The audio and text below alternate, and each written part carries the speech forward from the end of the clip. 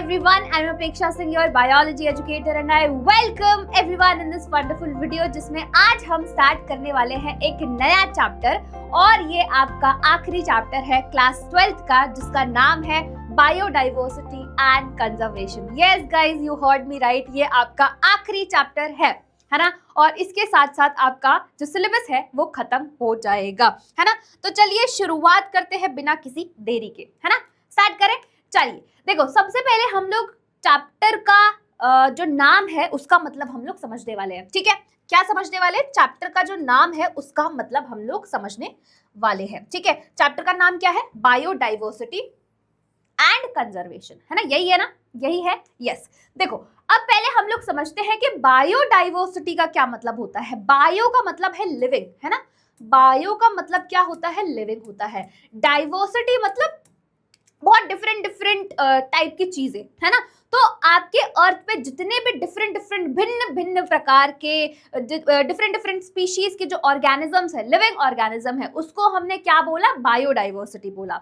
दूसरा वर्ड अगर आप देखोगे तो दूसरा वर्ड है कंजर्वेशन। कंजर्वेशन मतलब किसी चीज को कंजर्व करना, बचाना, ठीक है।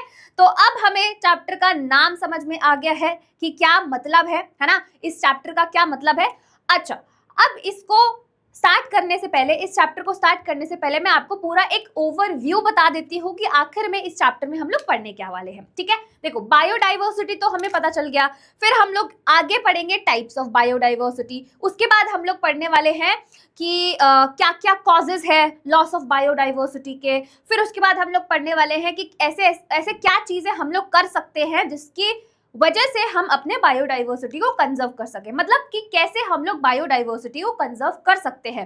और अगर बायोडाइवर्सिटी का लॉस होता है तो क्या उसका इफेक्ट हम पे आएगा, ह्यूमन बींग्स पे आता है या नहीं आता है। तो ये सारी चीजें इस चैप्टर में हम लोग कवर करने वाले हैं। बहुत छोटा सा चैप्टर है ना, ज्यादा ऐसा कुछ है नहीं, सारी चीजें आपको समझनी है ना।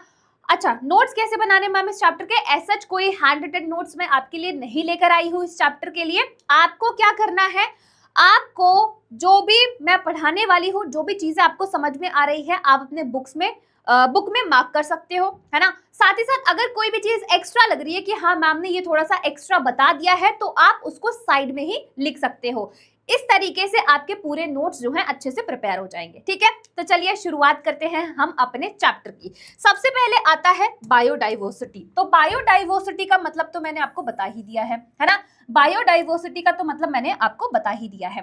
The combined diversity at all the levels of biological organization, जिसको हम लोग बायोडाइवर्सिटी बोलते हैं।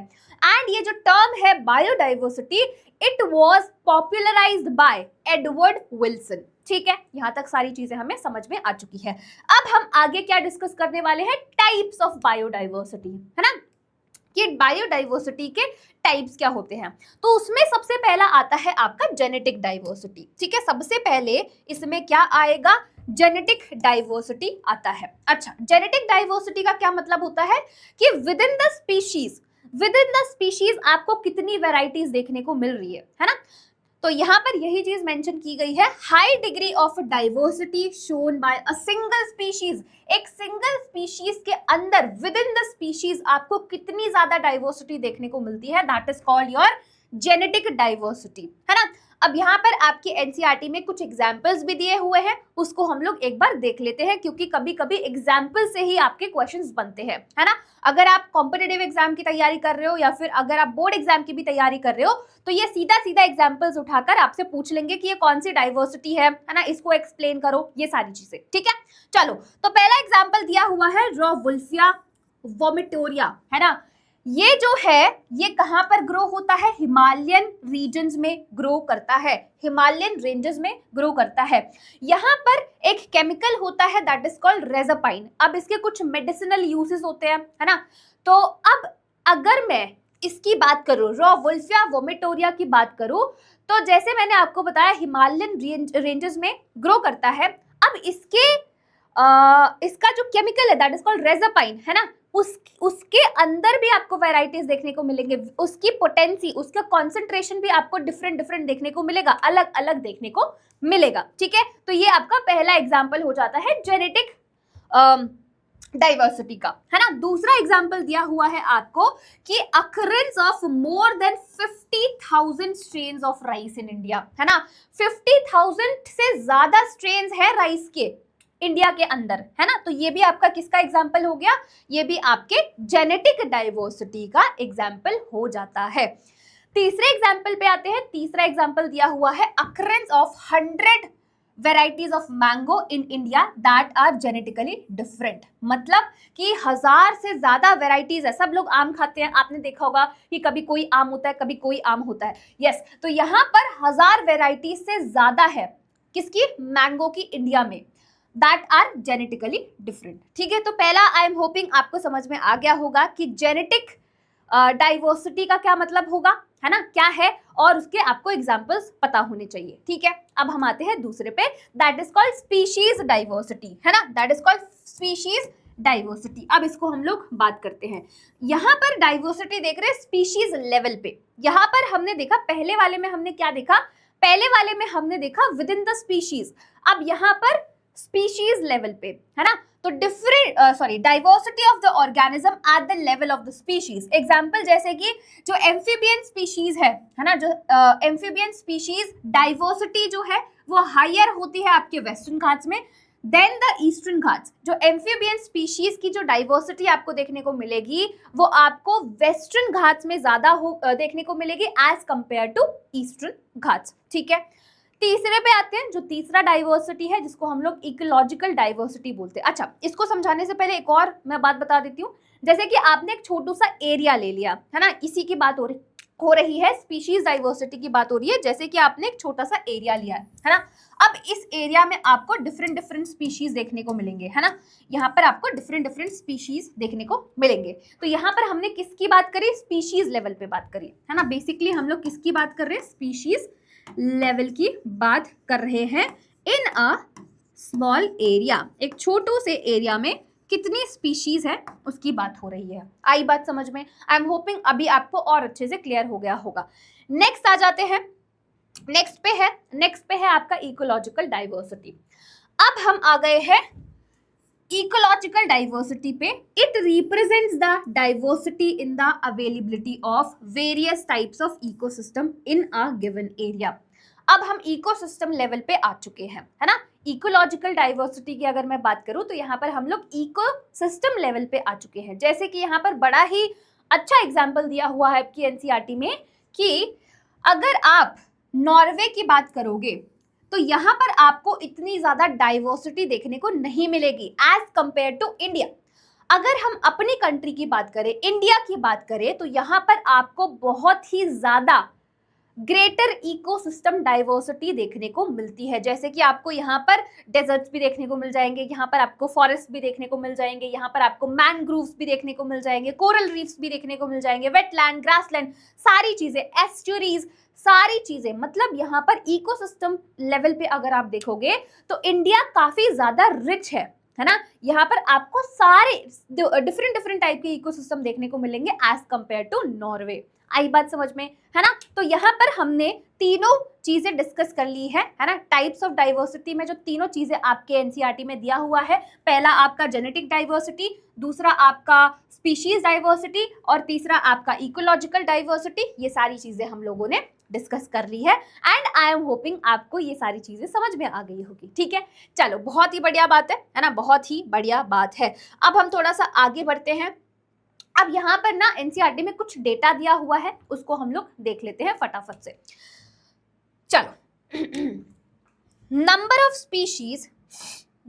Species in India and on the earth according to International Union for Conservation of Nature and Natural Resources IUCN 2004, total number of plant and animal species described so far is slightly more than 1.5 million.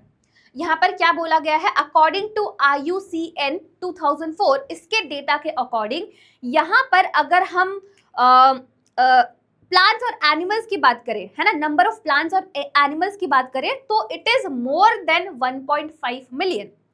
वहीं पे according to Robert में the global species diversity is about 7 million, है ना। Robert मे के according जो global species diversity है it is around 7 million. अब यहाँ पर जिसकी बात करी है ये तो हमने एक्सप्लोर की है, इसके अलावा भी बहुत सारी ऐसी स्पीशीज है जो अभी तक एक्सप्लोर नहीं करी गई है ना। ये चीजें तो हमें पता है क्योंकि हमने इन चीजों की खोज कर ली है, बट उन चीजों का क्या जो अभी तक एक्सप्लोर्ड नहीं है। हो सकता है कि इससे भी ज्यादा बहुत सारी स्पीशीज जो अभी तक हमें पता ही नहीं है कि इस टाइप की भी चीजें एग्जिस्ट करती है या नहीं करती है ना। तो यहाँ पर डेटा के अकॉर्डिंग 7 मिलियन है ना। रॉबर्ट मे के अकॉर्डिंग जो ग्लोबल स्पीशीज डाइवर्सिटी है इट इज अराउंड 7 मिलियन। ठीक है, आई बात समझ में सबको? बहुत ही बढ़िया बात है ना, बहुत ही बढ़िया बात है। नाउ अगर ग्लोबल स्पीशीज डाइवर्सिटी में हम नंबर ऑफ प्रोकैरियोट्स की बात करते हैं तो ऐसा कोई इंफॉर्मेशन नहीं है ना। यहाँ पर प्रोकैरियोट्स के लिए ऐसा कोई इंफॉर्मेशन नहीं है। Biologist are not sure on the prokaryotic species. Prokaryotic species के लिए they are not very sure है ना। तो प्रोकैरियोट्स के लिए ऐसा कोई भी इंफॉर्मेशन अवेलेबल नहीं है। ठीक है, बहुत ही अच्छी बात है ना। मैम अभी कहेंगे मैम इसमें क्या अच्छी बात है, इसमें तो क्या ही अच्छी बात है। ठीक है, अब देखो सुनो मेरी बात ध्यान से सुनना, सुनो मेरी बात ध्यान से सुनना। ये जो मैं चीज करवाने वाली हूँ ये बहुत ही ज्यादा इंपॉर्टेंट है ना। ये बहुत ही ज्यादा इंपॉर्टेंट है क्योंकि यहाँ से आपके क्वेश्चंस बनते हैं। आपसे ये जो आपको चार्ट दिख रहा है ना, पाई चार्ट, यहाँ से क्वेश्चंस पूछे जाते हैं। अब मैम क्वेश्चंस यहाँ से कैसे पूछे जाएंगे? यहाँ से क्वेश्चन इस तरीके से पूछे जाएंगे कि आपको ये पाई चार्ट दे देंगे है ना, और ये जो लेबलिंग आपको दिख रही है ये लेबलिंग हटा देंगे और आपको बोलेंगे कि लेबल करो है ना। तो इस तरीके से आपको ये तीनों पता होना चाहिए। अगेन इस चैप्टर से अगर क्वेश्चंस बनते हैं तो इधर से क्वेश्चन बनते हैं, बाकी एक दो टॉपिक और है जो मैं आपको आगे बता दूंगी। ठीक है, चलो बहुत बढ़िया बात है। सबसे पहले हम लोग इन्वर्टिब्रेट्स की बात कर लेते हैं। अगर आप इन्वर्टिब्रेट्स की बात करोगे तो यहाँ पर मेजॉरिटी अगर देख रहे हो तो कौन ऑक्यूपाई कर रहा है? इंसेक्ट्स। तो दैट मीन्स अगर यहाँ पर 10 एनिमल्स आप लेकर आए हो है ना, 10 इन्वर्टिब्रेट्स अगर आप लेकर आए हो है ना, तो उसमें से इन्वर्टिब्रेट्स भी छोड़ो, आप 10 एनिमल्स लेकर आए हो है ना, तो वहां पर आपके 7 तो इंसेक्ट्स ही होंगे। आपने एनिमल किंगडम में पढ़ा था कि जो आपका आर्थ्रोपोडा होता है वो आपका लार्जेस्ट फाइलम होता है। ठीक है, लार्जेस्ट फाइलम, तो उसमें से 7 तो आपके इंसेक्ट्स होंगे, बाकी जो 3 बचे वो आपके अदर एनिमल्स होंगे। ठीक है, अदर ऑर्गेनिजम्स होंगे। ठीक है, तो यहाँ पर अगर इन्वर्टिब्रेट्स की बात करें तो यहाँ पर इंसेक्ट सबसे ज्यादा परसेंटेज ऑक्यूपाई कर रहा है, उसके बाद आपके मोलस्क आते हैं, फिर क्रस्टेशियंस हो गए और फिर दूसरे आपके अदर एनिमल ग्रुप आ जाते हैं। ठीक है, ये इन्वर्टिब्रेट्स की बात कर रहे हैं। तो अगर आपसे इन्वर्टिब्रेट्स में पूछा जाए तो क्या बताओगे? सबसे ज्यादा कौन ऑक्यूपाई कर रहा है स्पेस, या फिर किसका ज्यादा परसेंटेज है, किसका ज्यादा नंबर होता है, तो वो है आपका इंसेक्ट। ठीक है, वर्टिब्रेट्स में आ जाते हैं। वर्टिब्रेट्स में आप देखोगे तो यहाँ पर फिशेस सबसे ज्यादा है ना, फिशेस का नंबर सबसे ज्यादा है, या फिर बोल सकते हो कि हाँ फिशेस का नंबर सबसे ज्यादा है। ठीक है, नाउ दूसरा मैमल्स आ गए, फिर उसके बाद बर्ड्स आ गए, रेप्टाइल्स आ गए और एम्फीबियंस आ गए है ना। फिर आते हैं हम लोग प्लांट्स में। प्लांट्स में अगर आप देखोगे यहाँ पर फंजाई और एंजियोस्पर्म जो है ऐसा लग रहा है कि दोनों इक्वल है, राइट। बट यहाँ पर अगर आपसे पूछा जाए कि भाई बताओ फंजाई और एंजियोस्पर्म में सबसे ज्यादा डाइवर्सिटी किस में देखने को मिलती है, तो आप बोलोगे एंजियोस्पर्म है ना। एंजियोस्पर्म में ज्यादा होती है as compare to fungi. Fungi भी मैक्सिमम डाइवर्सिटी शो करता है नो डाउट, बट यहाँ पर अगर आपसे पूछ लिया जाए, क्योंकि यहाँ पर ऑलमोस्ट इक्वल दिख रहा है, अगर आपसे पूछा जाए कि कौन ज्यादा डाइवर्स है ना, किसकी ज्यादा स्पीशीज है, तो आप बोलोगे एंजियोस्पर्म। ठीक है, आई बात समझ में। उसके बाद आपके आ जाएंगे यहाँ पर algae, lichens, mosses, ferns and allies. ठीक है, तो ये आपके प्लांट्स का हो गया। सो आई एम होपिंग ये चीज आपको समझ में आ गई होगी अच्छे से है ना। ऐसा कुछ डिफिकल्ट नहीं है, ऐसा कुछ डिफिकल्ट है नहीं इसमें, तो आ गई होगी सारी चीजें समझ में। ठीक है, चलिए बहुत ही बढ़िया बात है, क्या बात है ना। चलो अब आगे बढ़ते हैं। नेक्स्ट क्या पढ़ने वाले हैं मैम? नेक्स्ट हम कुछ डेटा की बात करने वाले हैं, तो चलो देखते हैं फटाफट से एक बार है ना, फटाफट से एक बार हम लोग देख लेते हैं। देखो अगर हम अपनी कंट्री इंडिया की बात करें तो India as one of the mega diversity countries of the world, it is one of the mega, जहां पर आपको बहुत ही ज्यादा डाइवर्सिटी देखने को मिलेगी। वहीं पे अगर हम उसके लैंड की बात करें इंडिया के लैंड की बात करें तो ये सिर्फ 2.4% लैंड ऑक्यूपाई करता है। पूरी दुनिया का सिर्फ 2.4% लैंड ऑक्यूपाई करता है। बट यहां पर अगर आप ग्लोबल स्पीशीज डाइवर्सिटी देखोगे तो कितना परसेंटेज है? 8.1%, है ना। तो इससे आप बोल सकते हो कि जो इंडिया है उसमें काफी ज्यादा डाइवर्सिटी देखने को मिलती है, काफी ज्यादा डाइवर्स है ना। 45,000 species of plant and twice as many animals have been recorded from India. हमारी कंट्री से, इंडिया से 45,000 स्पीशीज प्लांट की और उससे दुगना मान लो एनिमल्स, है ना।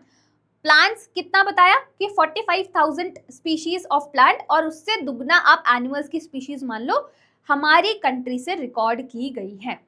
आई बात समझ में? तो इससे हम ये बोल सकते हैं कि हमारी जो कंट्री है वो आपकी वन ऑफ द वर्ल्ड में सभी कंट्रीज में से एक ऐसी कंट्री है जहां पर आपको बहुत ही ज्यादा डाइवर्सिटी देखने को मिलेगी, बहुत ही ज्यादा स्पीशीज देखने को मिलेगी। ठीक है, आई बात समझ में? ये तो एकदम प्राउड होने वाली बात है कि भाई मेरी कंट्री में इतना ज्यादा स्पीशीज ऑफ प्लांट और एनिमल्स जो है रिकॉर्ड किए गए हैं। ठीक है, तो भाई प्राउड फील करना चाहिए। ठीक है, प्राउड फील करना चाहिए। तो यहाँ पर हमने डेटा की बात कर ली। नेक्स्ट जो हम लोग टॉपिक डिस्कस करने वाले हैं वो है आपका पैटर्न ऑफ बायोडाइवर्सिटी। ठीक है, क्या डिस्कस करने वाले हैं? Pattern of biodiversity.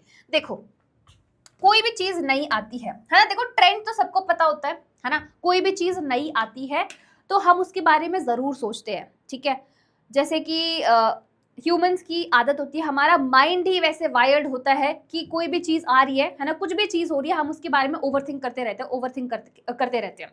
तो हमें एक पैटर्न तो पता ही होता है ना, हमें ट्रेंड तो पता ही होता है। तो ऐसे ही पैटर्न बायोडाइवर्सिटी का देखने वाले हैं जिसमें आता है लैटिट्यूडनल ग्रेडियंट। अब इसका क्या मतलब होता है? लैटिट्यूडनल ग्रेडियंट का क्या मतलब होता है?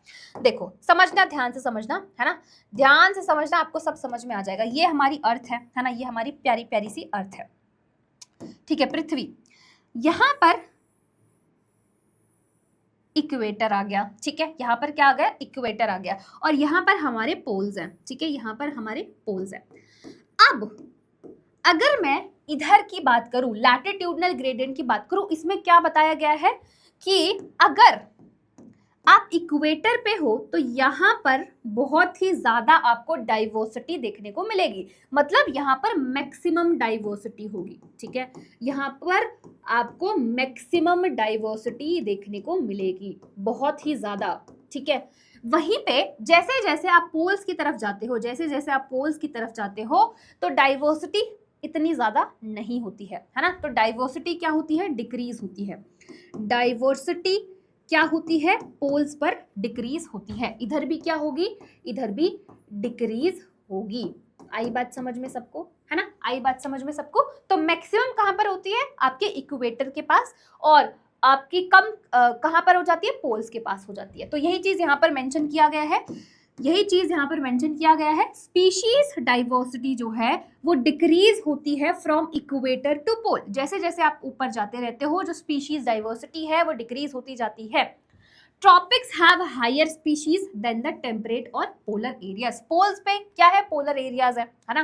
तो यहाँ पर ज्यादा डाइवर्सिटी नहीं होगी, ज्यादा हायर स्पीशीज डाइवर्सिटी नहीं होगी। वो कहाँ पर होगी? आपके इक्वेटर पे होगी। बहुत ही बढ़िया बात है।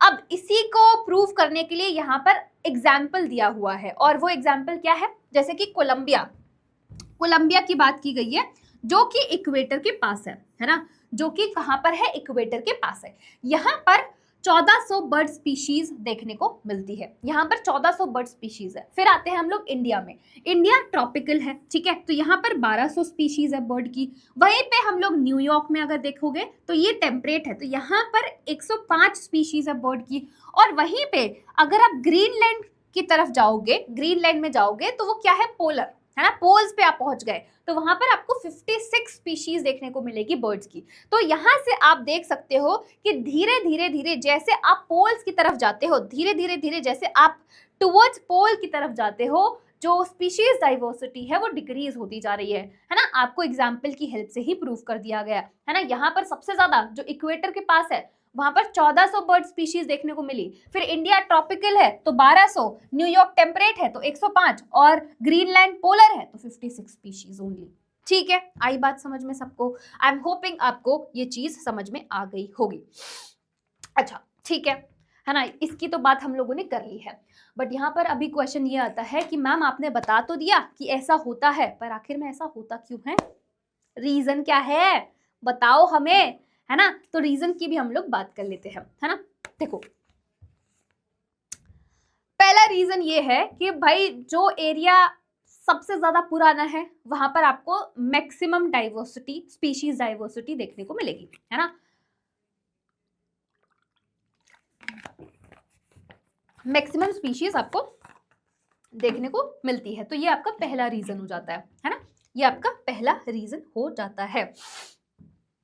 जैसे कि पहला रीजन अगर यहाँ पर बात करें, the tropical latitudes have remained relatively undisturbed for million of years and thus had a long evolutionary time for species diversification। जैसे मैंने बोला कि जो भी एरिया बहुत ज्यादा पुराना है उतना ही ज्यादा वहां पर आपको स्पीशीज डाइवर्सिटी देखने को मिलेगी, है ना, है ना। क्या होगा? स्पीशीज डाइवर्सिटी देखने को मिलती है। ये भी चीज यहाँ पर है कि जितना कोई एरिया, जितना उसको आप डिस्टर्ब नहीं करोगे, है ना, अगर कोई एरिया अनडिस्टर्ब है, क्योंकि यहाँ पर बोला जाता है जो पोल्स है वहां पर ज्यादा तबाही मचती है, सॉरी पोल्स ने, इक्वेटर जो है सॉरी पोल्स जो है वहां पर ज्यादा तबाही मचती है, इसी वजह से आपको ज्यादा डाइवर्सिटी वहां पर देखने को नहीं मिलती है। वहीं पे इक्वेटर जो है अनडिस्टर्ब रहता है, तो इसी वजह से हाईली डाइवर्स होता है, वहां पर काफी ज्यादा स्पीशीज डाइवर्सिटी आपको देखने को मिलेगी, है ना। तो ये चीज यहाँ पर मेंशन किया हुआ है। Tropical environments unlike temperate ones are less seasonal, relatively more constant. जो आपके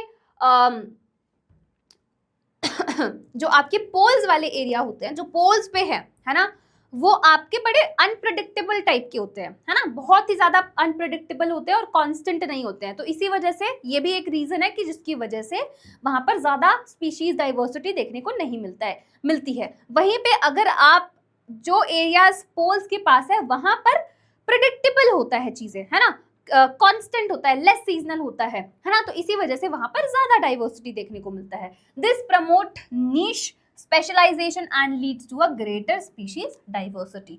तीसरा रीजन है कि जो आपके इक्वेटर है वहां पर ज्यादा सोलर रेडिएशंस होती है ना, सोलर एनर्जी ज्यादा होती है। अब सोलर एनर्जी, सोलर रेडिएशन ज्यादा होगी तो जिसकी वजह से बायोमास प्रोडक्शन भी ज्यादा होगा, है ना। तो ये भी एक रीजन है कि सोलर रेडिएशन आपके इक्वेटर के पास ज्यादा होगी, है ना, इक्वेटर के पास ज्यादा होगी तो इसका मतलब वहां पर ज्यादा स्पीशीज डाइवर्सिटी आपको देखने को मिलेगी, है ना। सोलर रेडिएशन ज्यादा है तो हायर प्रोडक्टिविटी होगी, है ना, हायर प्रोडक्टिविटी होगी तो this in turn might contribute indirectly to great diversity.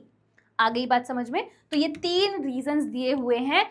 वही क्वेश्चन जो आप लोगों ने पूछा कि भाई आखिर में पोल्स पे कम डाइवर्सिटी क्यों होती है और आपके इक्वेटर में ज्यादा डाइवर्सिटी क्यों होती है। सो आई एम होपिंग आपको ये चीज अच्छे से समझ में आ गई होगी। ठीक है, बहुत ही बढ़िया बात है ना, बहुत ही बढ़िया बात है। नेक्स्ट टॉपिक पे आते हैं। नेक्स्ट टॉपिक है स्पीशीज एरिया रिलेशनशिप। ठीक है, नेक्स्ट टॉपिक क्या है भाइयों और उनकी बहनों? Species area relationship. ठीक है, इसको हम लोग समझते हैं, इसको हम लोग फटाफट से समझते हैं। देखो, it describes the relationship between the area of a habitat और of a part of a habitat and the number of species found within the area. मंजे मैम, देखो इसका सिंपल मतलब ये है कि जैसे जैसे आप एरिया बढ़ाते जाते हो वैसे वैसे आपकी जो स्पीशीज है वो बढ़ती जाती है। तो अगर मैं बोलूं कि जो स्पीशीज है it is directly proportional to area. ठीक है, जितना ज्यादा आप एरिया बढ़ाते जाओगे उतना ज्यादा आपको स्पीशीज जो है वो बढ़ती जाएंगी, है ना। कितनी आपको हाईली डाइवर्स स्पीशीज देखने को मिलती है। ठीक है, अच्छा, बट ये भी ऐसा नहीं है कि आप एरिया बढ़ाते जा रहे हो और स्पीशीज बढ़ती जा रही है, ऐसा नहीं, एक पॉइंट तक ही, है ना। एक पॉइंट के बाद आप चाहे कितना भी एरिया बढ़ा लो, जो स्पीशीज है वो और ज्यादा नहीं होगी, है ना। जैसे कि अगर आप एरिया बढ़ाते जा रहे हो, बढ़ाते जा रहे हो, बढ़ाते जा रहे हो, बढ़ाते जा रहे हो और पहुंच गए ब्रह्मांड, है ना, ब्रह्मांड में पहुंच गए, तो अगर आप उसके बाद भी एरिया बढ़ाओगे, वैसे पॉसिबल नहीं है, बट हाँ एरिया आप चाहे कितना भी बढ़ा लो, बट स्पीशीज तो उतनी ही रहेगी ना, है ना। तो एक पर्टिकुलर पीरियड तक, एक पर्टिकुलर टाइम तक, है ना, उसके बाद आपका जो ग्राफ है वो कांस्टेंट हो जाएगा, एक स्ट्रेट लाइन आ जाएगा। जैसे कि अगर मैं आपको दिखाऊं, ये देखो, ये भी आपका जो ग्राफ है ये बहुत ज्यादा इंपॉर्टेंट है, ये आपसे क्वेश्चन पूछे जाते हैं, ठीक है। तो इसको ध्यान से सुनना, इसको ध्यान से सुनना। देखो यहाँ पर एरिया है हमारे एक्स एक्सिस पे, यहाँ पर स्पीशीज रिचनेस है। जैसे जैसे आप एरिया बढ़ाते जाते हो वैसे वैसे स्पीशीज रिचनेस जो है वो बढ़ती जाती है, ठीक है। तो यहाँ पर धीरे धीरे धीरे धीरे धीरे धीरे बढ़ती गई, बढ़ती गई, बढ़ती गई, बढ़ती गई, बढ़ती गई, और फिर एक पॉइंट के बाद ये ऐसे स्ट्रेट हो जाएगी। फिर इसके बाद आप चाहे कितना भी एरिया बढ़ा लो, कोई भी स्पीशीज रिचनेस जो है वो बढ़ेगी नहीं, है ना, स्पीशीज रिचनेस नहीं बढ़ने वाली है, ठीक है। तो इस तरीके से ये आपको ग्राफ मिलता है, ठीक है, इस तरीके से आपको ये ग्राफ मिलता है, ठीक है। बहुत ही अच्छी बात है ना, बहुत ही अच्छी बात है। नाउ यहां पर हो गया था, it is usually constructed for a single type of organism, ठीक है। ये किसने दिया था? Alexander von Humboldt observed that within the region species richness increased with the increasing explored area but only up to a limit। यही चीज मैंने आपको बताई है ना, कि एक लिमिट तक ही इंक्रीज होगा, उसके बाद नहीं होता है इंक्रीज। आई बात समझ में? ठीक है, बहुत ही अच्छी बात है अगर समझ में आ गई है ना। Species diversity is the number of diversity or the variety of species in a particular region. It can be explained by species richness, the number of species present in that particular area, species evenness, how evenly is the distribution of number of each species, the relation between species richness and area for a wide variety of taxa, angiosperm plant, birds, bats, fresh water fishes is a rectangular hyperbola. तो ये जो आपको मिला है ये क्या है? आपका रेक्टेंगुलर हाइपरबोला है, ठीक है। ये क्या है? आपका रेक्टेंगुलर हाइपरबोला,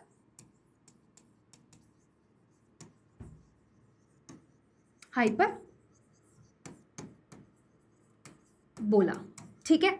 यहां पर जैसे मैंने बताया था कि जो स्पीशीज है वो डायरेक्टली प्रोपोर्शनल है एरिया के, है ना। तो स्पीशीज मतलब अगर आप ये प्रोपोर्शनैलिटी का साइन हटाओगे तो यहाँ पर एक कांस्टेंट आ जाएगा, है ना। यहाँ पर एक कांस्टेंट आया और ये इस तरीके से हो जाएगा। इसको आप लॉग में चेंज करोगे, है ना, लॉग में आपने चेंज किया तो यहाँ पर इस तरीके से ही आएगा, ठीक है। लॉग स्केल में स्ट्रेट लाइन आ रहा है, तो log S is equals to log C plus Z log A, ठीक है। आपने इसको लॉग में चेंज कर दिया है, ठीक है। वैसे ये रेक्टेंगुलर हाइपरबोला आ रहा है, ठीक है। आई बात समझ में, है ना। अब यहां पर देख लेते हैं लॉग एस, जैसे यहां पर लिखा हुआ है log S, log C plus Z log A. यहां पर एस क्या है? स्पीशीज रिचनेस है, ए क्या है? एरिया है, और सी क्या है? Y minus intercept. अब मैम यहां पर क्या इससे क्वेश्चंस आते हैं क्या? नहीं, कोई क्वेश्चंस यहाँ से नहीं पूछे जाते हैं। तो अगर आप सोच रहे हो कि मैम क्वेश्चंस पूछे जाएंगे और हमसे नहीं हो पाएगा, तो ऐसा कुछ क्वेश्चन नहीं पूछा जाता, है ना। आप उसकी टेंशन मत लो, बस आपको ये इक्वेशन पता होना चाहिए, है ना। और ये पता होना चाहिए ये रेक्टेंगुलर हाइपरबोला है। जैसे जैसे आप एरिया को इंक्रीज करते हो वैसे वैसे आपका स्पीशीज रिचनेस इंक्रीज होता है, but up to a limit. यहाँ पर आने के बाद आप देखोगे ये धीरे धीरे ऐसे स्ट्रेट आ जाता है, ठीक है। ये ऐसे धीरे धीरे स्ट्रेट आ जाता है। आई बात समझ में? क्लियर हो गया सब कुछ? ठीक है, बहुत ही अच्छी बात है ना, बहुत ही अच्छी बात है। चलो बहुत बढ़िया। अब यहाँ पर बच्चे पूछेंगे मैम z क्या है ना। यहाँ पर z की अगर मैं बात करूं, ठीक है, यहाँ पर अगर मैं z की बात करूं, slope of the line regression coefficient जो रेंज करता है 0.1 से लेकर 0.2 स्मॉलर एरियाज के लिए, 0.6 से लेकर 1.2 लार्जर एरिया जैसे कि कॉन्टिनेंट्स हो गए, है ना। अच्छा, z की अगर मैं बात करूं तो देखो यहाँ पर ना ये एंगल बना रहा है, ठीक है। यहाँ पर क्या बना रहा है? ये एंगल बना रहा है, ठीक है। यहाँ पर एंगल थीटा, ठीक है। अब मैं क्या कर रही हूँ, अगर मैं इसके स्लोप को चेंज कर देती हूँ, जैसे कि यहाँ पर अगर आप बात करोगे तो ये इतना एरिया, मतलब इतने एरिया में इतनी स्पीशीज है।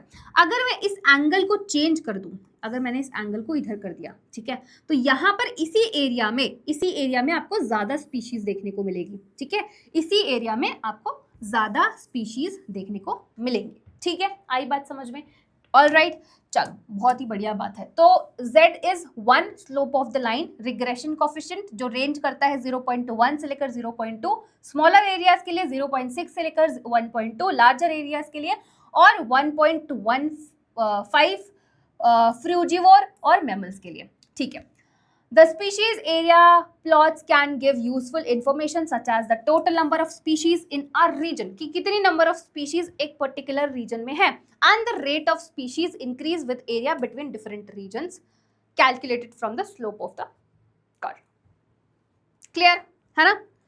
हो गया, समझ में आया सबको, है ना? तो ये जो आपका जो टॉपिक है ये इंपॉर्टेंट है, यहाँ से क्वेश्चंस पूछे जा सकते हैं, तो इसको उसी तरीके से प्रिपेयर कर लेना। ठीक है, चलो आगे बढ़ते हैं, है ना? आगे बढ़ते हैं, नेक्स्ट हम आ जाते हैं, that is importance of species diversity, है ना? कि भाई आखिर में ज़रूरत क्या है हमें, है ना? क्या ज़रूरत है, इम्पोर्टेंस ऑफ स्पीशीज डाइवर्सिटी। इससे पहले हम लोग बात करते हैं कि एक स्टेबल कम्युनिटी की क्या इंपॉर्टेंस होती है ना? अगर मैं बोल रही हूँ कि कोई भी कम्युनिटी स्टेबल है तो उसकी क्या क्या प्रॉपर्टीज होनी चाहिए। सबसे पहला आ जाएगा कि वो ज्यादा वेरिएशंस ना शो करे, है ना? ज्यादा वेरिएशंस किसके अंदर, प्रोडक्टिविटी के अंदर ना शो करे। Should not show too much variation in productivity from year two year. दूसरा, मस्ट बी आइदर रेजिस्टेंट और रेजिलिएंट टू ओकेशनल डिस्टर्बेंसेस। कोई भी ओकेशनल डिस्टर्बेंसेस हो रहे हैं उससे उसको कोई भी फर्क नहीं पड़ना चाहिए। मस्ट बी आइदर रेजिस्टेंट और रेजिलिएंट। ठीक है, तीसरे पे आते हैं, रेजिस्टेंट टू इन्वेशन और बाय एलियन स्पीशीज। अगर मैं एक स्टेबल कम्युनिटी की बात कर रही हूं तो वहां पर कोई भी एलियन स्पीशीज अगर आ गई है, गलती से आ गई है, तो उससे उसको कोई फर्क नहीं पड़ना चाहिए, उससे उसको रेजिस्टेंट होना चाहिए। ठीक है, आई बात समझ में? ठीक है, तो ये सारे आपके प्रॉपर्टीज हो गए एक स्टेबल कम्युनिटी की। ठीक है, अच्छा, अब यहाँ पर हम लोग ना थोड़े एक्सपेरिमेंट्स के बारे में डिस्कशन करने वाले हैं। देखो यहाँ पर हमारा मेन मकसद यही है कि अगर स्पीशीज खत्म होती जाएगी, जैसे हमारा पूरा इकोसिस्टम है ना, हमारा पूरा इकोसिस्टम है, वहां से अगर धीरे धीरे एक एक स्पीशीज आप निकालते जाओगे, एक एक स्पीशीज जो है खत्म होती जाएगी, तो क्या वो हमारे ऊपर इफेक्ट लाएगी या नहीं लाएगी, है ना? तो इसमें सबसे पहला जो एक्सपेरिमेंट है that is David Tilman's long term ecosystem experiment. इन्होंने क्या किया है, इन्होंने एक लैंड लिया है ना, एकदम 60 हेक्टेयर का लैंड लिया है। ठीक है, 60 हेक्टेयर का इन्होंने लैंड लिया है और उसको इन्होंने डिवाइड कर दिया है 6 प्लॉट्स में। ठीक है, तो यहाँ पर एक, फिर यहाँ पर दूसरा आ जाएगा, दूसरा आ गया, है ना? 3 हो गए हमारे पास, 4 हो गए और 5 6। ठीक है, तो 1 2 3 4 5 6। हाँ, अब यहाँ पर पहले वाले में एक दो स्पीशीज है। ठीक है, 2 डिफरेंट स्पीशीज है। दूसरे वाले में A B C D। ठीक है, तीसरे वाले में A B C D 1, A B C D E 1 2। ठीक है, यहाँ पर A B C E F 1 2 3 4। ठीक है, यहाँ पर ऐसे ही डिफरेंट टाइप के स्पीशीज हैं। यहाँ पर भी डिफरेंट टाइप के स्पीशीज है। अच्छा, यहाँ पर प्लॉट ए में अगर आप ये चीज देखोगे, प्लॉट ए में, तो यहाँ पर आप देखोगे कि बहुत कम स्पीशीज है ना, 2 ही यहाँ पर स्पीशीज है। वहीं पे अगर आप लास्ट वाले में देखोगे तो यहाँ पर ज्यादा है, यहाँ पर क्या है, ज्यादा है। ठीक है, यहाँ पर आपका प्लॉट 6 में ज्यादा स्पीशीज है। ठीक है, अच्छा, अब यहाँ पर हम क्या देखते हैं, है ना, यहाँ पर हम क्या देखते हैं कि जो प्लॉट ए है, क्योंकि यहाँ पर ज्यादा स्पीशीज डाइवर्सिटी नहीं है, एक टाइम के बाद ये जो पार्ट है ना, ये जो आपका इकोसिस्टम है ये कोलैप्स करने लग जाएगा, है ना? अगर आप इसकी हेल्प नहीं कर रहे हो, इसको कोई ना कोई हेल्प, एक्सटर्नल हेल्प चाहिए ही चाहिए होगी। अगर कोई भी हेल्प नहीं मिलती है तो ये इकोसिस्टम कोलैप्स कर जाएगा। वहीं पे अगर आप प्लॉट 6 देखोगे तो ये आपका सेल्फ सस्टेनेबल है ना? क्या है ये? सेल्फ सस्टेनेबल है, राइट? क्या है ये? सेल्फ सस्टेनेबल है, मतलब इसको किसी की हेल्प की जरूरत नहीं पड़ेगी, बिकॉज यहाँ पर जो डाइवर्सिटी आपको देखने को मिल रही है ना, जो आपको डाइवर्सिटी देखने को मिल रही है वो काफी ज्यादा है ना। तो यहाँ पर मैक्सिमम डाइवर्सिटी आपको देखने को मिलेगी। मैक्सिमम डाइवर्सिटी रीजन है जिसकी वजह से ये क्या है, ये आपका सेल्फ सस्टेनेबल हो जाता है। आई बात समझ में? तो अगर आप सोच रहे हो कि भाई कोई मर रहा है, कोई भी स्पीशीज एक्सटेंड हो रही है, कोई भी इकोसिस्टम से जा रही है, तो हमें क्या है ना, हमें क्या फर्क पड़ता है, ऐसा कुछ नहीं है। इनिशियली फर्क नहीं पड़ेगा, बट धीरे धीरे धीरे आपको ये चीज रियलाइज होगी कि भाई फर्क तो पड़ेगा, है ना, फर्क तो पड़ेगा। अगर वो चीजें ऐसी चलती रही तो आपका जो इकोसिस्टम है पूरा वो कोलैप्स कर जाएगा। आई बात समझ में, है ना। तो एक बार इसको भी हम लोग रीड कर लेते हैं। Experimented with outdoor plots with more species show less year two year variation. जहां पर ज्यादा स्पीशीज है, जहां पर ज्यादा नंबर ऑफ डाइवर्सिटी आपको देखने को मिली, वो इतनी ज्यादा वेरिएशंस नहीं दिखा रही थी। तो हमने यही तो पढ़ा कि स्टेबल कम्युनिटी की क्या प्रॉपर्टी होती है कि ज्यादा वेरिएशंस ना शो करे ईयर टू ईयर, है ना। तो यहाँ पर ज्यादा वेरिएशंस नहीं शो कर रहे थे। Increase diversity contributes to higher productivity. जो इंक्रीज डाइवर्सिटी थी जहां पर, वो क्या कंट्रीब्यूट कर रही थी, हायर प्रोडक्टिविटी कंट्रीब्यूट कर रही थी। आई बात समझ में सबको, है ना। तो बहुत आराम से समझ सकते हो, ऐसा कोई डिफिकल्ट है नहीं ये चीज, ठीक है। ऑलराइट, चलो बहुत ही बढ़िया बात है ना, बहुत ही बढ़िया बात है। एक और हम लोग पढ़ने वाले हैं, दैट इज कॉल्ड राइवेट-पॉपर हाइपोथेसिस। अब इसमें क्या था मैम, है ना, इसमें क्या था ये भी हम लोग एक बार फटाफट से देख लेते हैं। देखो, राइवेट-पॉपर हाइपोथेसिस जो किसने दिया था, जो आपके पॉल एकलिच ने दिया था, ठीक है। अच्छा, इसमें क्या था, देखो इन्होंने क्या किया, इन्होंने एक बोला कि एक अज्यूम करो एक एयरप्लेन है ना, एयरप्लेन को इन्होंने कंपेयर किया आपके इकोसिस्टम से, ठीक है। और इन्होंने बोला कि जितने भी पैसेंजर्स आए हैं, है ना, जितने भी पैसेंजर उस एयरप्लेन में आकर बैठे हैं, अब वो जब भी जाएंगे, है ना, जब भी जाएंगे तो वो अपने साथ एक स्क्रू को यहाँ पर राइवेट बोला गया है, मतलब स्क्रू इज राइवेट, है ना। तो एक राइवेट अपने साथ निकाल कर लेकर जाएंगे, है ना। तो उन्होंने बोला, अब यहाँ पर जो राइवेट है उसको इन्होंने किसके साथ कंपेयर किया है, स्पीशीज के साथ कंपेयर किया है, ठीक है, बहुत ही अच्छी बात है। तो अब क्या हुआ, एयरप्लेन में सब लोग बैठे, जब वो जा रहे थे तो साथ साथ वो मस्त एक एक राइवेट निकाल के अपने साथ लेकर जा रहे थे। तो इन्होंने कंपेयर करके ये बोला कि जो एयरप्लेन है वो आपका एक इकोसिस्टम है, और एक एक जो राइवेट निकल रहा है वो आपका एक एक स्पीशीज है। तो हो सकता है कि इनिशियली जब राइवेट को निकाल रहे हैं, है ना, सीट से निकाल रहे हो, कहीं से भी निकाल रहे हो, है ना, तो इनिशियली प्लेन पे कोई इफेक्ट नहीं पड़े। सेम कि जैसे स्पीशीज इकोसिस्टम से एक्सटेंड हो रही है, जा रही है, तो हो सकता है इनिशियली आपके इकोसिस्टम पे कोई इफेक्ट नहीं पड़े। बट अगर आपने सारे ही स्क्रू निकाल लिए एयरप्लेन से, तो क्या आपका एयरप्लेन टेक ऑफ कर पाएगा, आपको एक जगह से दूसरी जगह पर लेकर जा पाएगा? नहीं लेकर जा पाएगा, है ना। तो सेम यही इकोसिस्टम में भी होता है।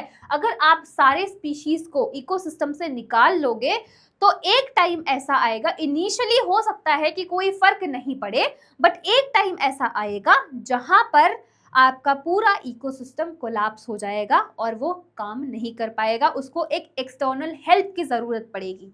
आई बात समझ में सबको, है ना। यही चीज यहाँ पर बताया गया है कि impact of extinction of the species on the ecosystem through an airplane analogy. इन्होंने बोला कि जो एयरप्लेन है उसको हमने इकोसिस्टम कंसिडर किया हुआ है। All parts are joint together with thousands of rivets, जिसको हमने स्पीशीज बोला, ठीक है। एयरप्लेन को ज्वाइन किया गया है 1000 ऑफ राइवेट से, जिसको हमने यहाँ पर हमने क्या कंसिडर किया है, स्पीशीज कंसिडर किया है।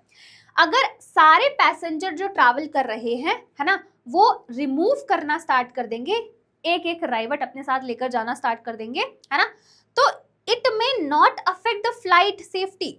हो सकता है कि वो इनिशियली फ्लाइट सेफ्टी को अफेक्ट ना करे, है ना। तो इसको कैसे कंपेयर किया इन्होंने कि भाई स्पीशीज जो है जो एक्सटेंट हो रही है आपके इकोसिस्टम से, ठीक है, बहुत ही अच्छी बात है initially. But more and more rivets are removed, the plane becomes dangerously weak over a period of time. और अगर ज़्यादा से ज़्यादा आप राइवेट निकालते गए तो एक टाइम ऐसा आएगा जो आपका प्लेन है वो वीक हो जाएगा, है ना, वीक हो जाएगा और हो सकता है कि वो आपको एक जगह से दूसरी जगह ना पहुंचा पाए, ठीक है, टेक ऑफ ही ना कर पाए। ऑलराइट, तो यही चीज उसको इसने इकोसिस्टम के साथ कंपेयर कर दिया है। चलो यहाँ पर तो हमने बात करी राइवेट निकाल रहे हैं पैसेंजर्स। अच्छा, ये भी बहुत ज्यादा इंपॉर्टेंट है कि राइवेट कहाँ से निकाला गया है। समझ रहे हो मेरी बात कि भाई अगर आप प्लेन में हो और आपने क्या किया, पहले तो आप सीट से निकाल के लेकर जा रहे थे, बट ये भी बहुत ज्यादा फर्क पड़ता है कि कहाँ से निकाला जा रहा है। तो भाई आप गए, कोई विंग से ही राइवेट निकाल के लेकर आ गया, तो पहले अगर आपने विंग्स को ही उड़ा दिया तो बाकी तो प्लेन नहीं उड़ पाएगा ना, है ना, सिंपल सी बात है। तो ये भी बहुत ज्यादा फर्क पड़ता है कि कहाँ से निकाला गया है, कौन सा राइवेट निकाला गया है। Which rivet is removed is also critical. For example, the loss of rivet on the wings, key species that derive major ecosystem functions. Very very important point है ना, कि यहाँ पर बोला कि भाई आपने विंग से राइवेट निकाल दिया। इसको इसने कैसे कंपेयर किया कि आपने एक मेजर स्पीशीज, एक की स्पीशीज को भगा दिया, एक्सटेंड कर दिया, जो सबसे ज्यादा मेजर रोल प्ले कर रही थी इकोसिस्टम में। अगर वही चला गया तो फिर तो आगे तो कुछ काम ही नहीं है ना। अगर वही चीज चली गई तो आगे तो फिर तो कोई फर्क नहीं पड़ता, right. Is obviously a more serious threat to flight safety than a loss of few rivets on the seats or windows inside the plane. समझे मेरी बात को, है ना। यहाँ पर जो भी ये जो हाइपोथेसिस है, जो कंपेयर करके बताया गया है कि अगर आप धीरे धीरे स्पीशीज जो है निकालते रहोगे इकोसिस्टम से, तो एक टाइम ऐसा आएगा कि इकोसिस्टम आपका कोलैप्स कर जाएगा। Also it is very important कि कहाँ से राइवेट निकाला जा रहा है या कौन सा स्पीशीज एक्सटेंट हो रहा है, ठीक है। ऑल राइट, आई बात समझ में, है ना। चलो, बहुत ही बढ़िया बात है। आई एम होपिंग आपको ये चीज समझ में आ गई होगी अच्छे से, ठीक है। देखो बच्चों, इसके क्वेश्चंस भी करेंगे, डोंट वरी, है ना। ऐसा मत सोचना कि मैम क्वेश्चंस नहीं कराएंगे, बिल्कुल हम लोग इसके क्वेश्चंस भी सॉल्व करने वाले हैं। लास्ट में हम लोग इसके दोनों सब्जेक्टिव एंड ऑब्जेक्टिव क्वेश्चंस भी सॉल्व कर देंगे, है ना। कुछ क्वेश्चंस मैं आपको भी दे दूंगी, आप भी सॉल्व कर देना, मतलब चैट सेक्शन में लिख देना, कमेंट सेक्शन में आप अपने आंसर्स लिख सकते हो, ठीक है। चलिए, बहुत ही बढ़िया, बहुत ही बढ़िया। नेक्स्ट आता है loss of biodiversity. Next topic जो है हमारा लॉस ऑफ बायोडाइवर्सिटी है। चलिए, आइए आइए, चलो लॉस ऑफ बायोडाइवर्सिटी। चलो, IUCN रेड लिस्ट के according world's most comprehensive inventory of the global conservation status of biological species, the IUCN red list 2004 के according extinction of 784 species including 338 vertebrates, 359 invertebrates and 87 plants in the last 500 years. Last पिछले 500 सालों में इतनी species का extinction हो चुका है ना, जिसमें से 338 वर्टिब्रेट से, 359 इनवर्टिब्रेट से एंड 87 प्लांट्स से, ठीक है, इन द लास्ट 500 ईयर। यहाँ पर कुछ एग्जाम्पल्स दिए हुए हैं जो रीसेंट एक्सटिंक्शन के हैं, जैसे कि डोडो हो गया, क्वागा हो गया, थाइलसीन हो गया, स्टेलस सीका हो गया, बाली, जवान एंड कैस्पियन सब स्पीशीज ऑफ टाइगर हो गया, है ना। तो ये आपके कुछ एग्जाम्पल्स दिए हैं आपके एनसीईआरटी में रीसेंट एक्सटिंक्शन के, ठीक है। चलो, अच्छा, यहाँ पर अब सबसे बड़ा मुद्दा आता है ना। मुद्दे की बात ये है कि causes of loss of biodiversity क्या है ना। क्या है भाई, क्या है कॉज लॉस ऑफ बायोडाइवर्सिटी का, जिसमें से सबसे पहला कॉज आता है आपका हैबिटेट लॉस एंड फ्रैगमेंटेशन। देखो, ये वाला जो टॉपिक है ये भी बहुत ही ज्यादा इंपॉर्टेंट है, तो ध्यान से सुनना, ठीक है। जो अभी टॉपिक पढ़ाने वाली हूँ, देखो, एक तो मैंने आपको पहले ही बता दिया, कौन सा वाला टॉपिक मैंने बताया, जो आपका पाई चार्ट वाला है वो हो गया एक, दूसरा आपका जो ग्राफ वाला पार्ट है वो हो गया, तीसरा ये वाला पार्ट है, ठीक है। यहाँ से भी क्वेश्चंस पूछे जाते हैं। देखो, अगर मैं टोटल इस चैप्टर की बात करूँ तो 3 नंबर का चैप्टर है ये, है ना, 3 नंबर का चैप्टर है। तो या तो एक लॉन्ग क्वेश्चन आ गया 3 नंबर का, या फिर एक शॉर्ट क्वेश्चन आ जाएगा, है ना। तो इस तरीके से आता है। तो जो मैंने 3 टॉपिक बताए, तो यूजुअली इन्हीं 3 टॉपिक से क्वेश्चंस पूछे जाते हैं, राइट। तो ये भी एक है, इसको ध्यान से सुनना, है ना, इसको ध्यान से सुनना, एक लॉन्ग क्वेश्चन यहाँ से पूछा जा सकता है। हैबिटेट लॉस एंड फ्रेगमेंटेशन पहला कॉज होता है। अब इसका क्या मतलब होता है? जब large habitats are broken up into small fragments due to various human activities, mammals and birds requiring large territories and certain animals with migratory habits are badly affected, leading to population decline. Habitat loss का मतलब जहां पर कोई animal जिसका एक, जहां पर वो रहता है ना, जहां पर उसका हैबिटेट है, जहां पर वो सरवाइव कर सकता है ना। जब लार्ज हैबिटेट्स को तोड़ दिया जाता है छोटे छोटे फ्रैगमेंट्स में, है ना, किसकी वजह से? ड्यू टू ह्यूमन एक्टिविटीज की वजह से, जब बहुत सारे एनिमल्स जो अपना घर खो देते हैं, अपना नेचुरल हैबिटेट खो देते हैं, जिसकी वजह से पॉपुलेशन में डिक्लाइन होता है। ठीक है। Degradation of many habitats by pollution also threatens survival of many species. जैसे कि यहाँ पर एग्जाम्पल दिया हुआ है ट्रॉपिकल रेन फॉरेस्ट का। ट्रॉपिकल रेन फॉरेस्ट पहले 14% एरिया को कवर करता था, अब ये सिर्फ 6% एरिया को कवर कर रहा है। ठीक है। Tropical rain forest now cover only 6% of earth land, reduce from 14%। दूसरा एग्जाम्पल आपका दिया हुआ है Amazon rain forest being cleared for cultivation of soya beans और for conservation of grassland for beef cattle. जो आपका Amazon रेन फॉरेस्ट है उसको क्लियर किया जा रहा है, जैसे यहाँ पर मैंने मेंशन किया है, due to various human activities की वजह से, जो जहां पर ऑर्गेनिजम्स का नेचुरल हैबिटेट है, जहां पर एनिमल्स का नेचुरल हैबिटेट है, उसको क्लियर किया जा रहा है ना। अब देखो यहाँ पर Amazon रेन फॉरेस्ट का एग्जाम्पल दिया हुआ है, उसको क्लियर किया जा रहा है किस पर्पस के लिए? कल्टीवेशन ऑफ सोया बीन्स और for conservation of grassland for beef cattle. तो ऑब्वियस सी बात है पॉपुलेशन में डिक्लाइन होगा ही होगा। ठीक है, बहुत ही अच्छी बात है। अच्छी बात तो नहीं है मैम, आप क्या बोलते रहते हो अच्छी बात है, अच्छी बात नहीं, अच्छी बात नहीं है, मैं बस, है ना, समझाने की कोशिश कर रही हूँ। ठीक है, ऑलराइट। दूसरा रीजन है ओवर एक्सप्लॉयटेशन।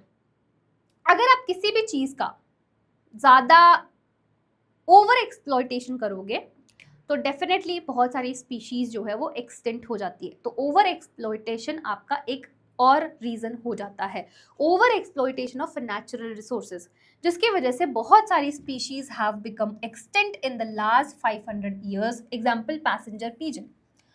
बहुत सारी marine fishes species are over harvested endangering the continued existence of the commercially important species। ठीक है, तो दूसरा रीजन आपका क्या हो गया? Over exploitation of natural resources, जिसकी वजह से बहुत सारी स्पीशीज जो है वो एक्सटिंक्ट हो चुकी है। ठीक है। तीसरा होता है एलियन स्पीशीज इन्वेजन। अब मैम इसका क्या मतलब है? एलियन स्पीशीज इन्वेजन का मतलब होता है कि कोई एक न्यू स्पीशीज, अलग स्पीशीज जो उस पर्टिकुलर जगह की नेटिव नहीं है ना। जैसे हम बोलते हैं ना लोकल है, ये लोग तो लोकल है, मतलब यहाँ पर ही वो रहे हैं, मतलब यहाँ पर ही रहते हैं। अगर आप कहीं और से जा रहे हो तो आप उनके लिए क्या हो गए? फॉरेन हो गए, है ना। तो ऐसे ही यहाँ पर अगर कोई नई स्पीशीज, अलग स्पीशीज जो आपके नेटिव, उस पर्टिकुलर जगह के नेटिव नहीं है, नेटिव वहां पर नहीं रहती, वो किसी भी रीजन की वजह से गलती से आ गई, जो भी रीजन हो गया, XYZ रीजन हो गया, उसकी वजह से वहां पर आ गई है, उसको हम लोग एलियन स्पीशीज इन्वेजन बोलते हैं, है ना। अब अगर एलियन स्पीशीज इन्वेजन होगा जिसकी वजह से जो वहां की इंडिजीनियस स्पीशीज है ना, वो एक्सटिंक्ट होने लग जाती है, उनका पॉपुलेशन जो है वो डिक्लाइन होने लगता है। ठीक है, तो इसी को हम एलियन स्पीशीज इन्वेजन बोलते हैं। When an alien species, a new species that is not native to that habitat, is introduced, it may become invasive and cause decline or extinction to the indigenous native species. उसके introduction की वजह से जो वहाँ की native species है उनका number decline होने लगता है, वो एक्सटिंक्ट होने लगती है। जैसे कि यहाँ पर कुछ एग्जाम्पल दिए हुए हैं।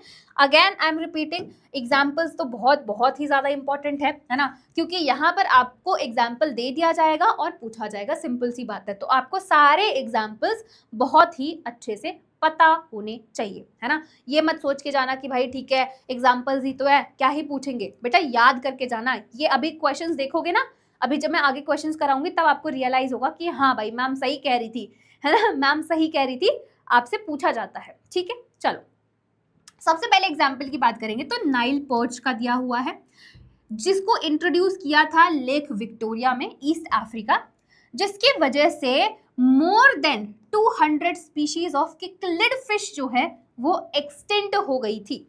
ये क्या हुआ, एलियन स्पीशीज इन्वेजन हुआ। दूसरे एग्जाम्पल पे आते हैं। दूसरा एग्जाम्पल कैरेट ग्रास का दिया हुआ है, जिसको हम पार्थेनियम भी बोलते हैं, and lantana, water hyacinth Eichhornia. ये आपके क्या है, एग्जाम्पल्स है एलियन स्पीशीज इन्वेजन के।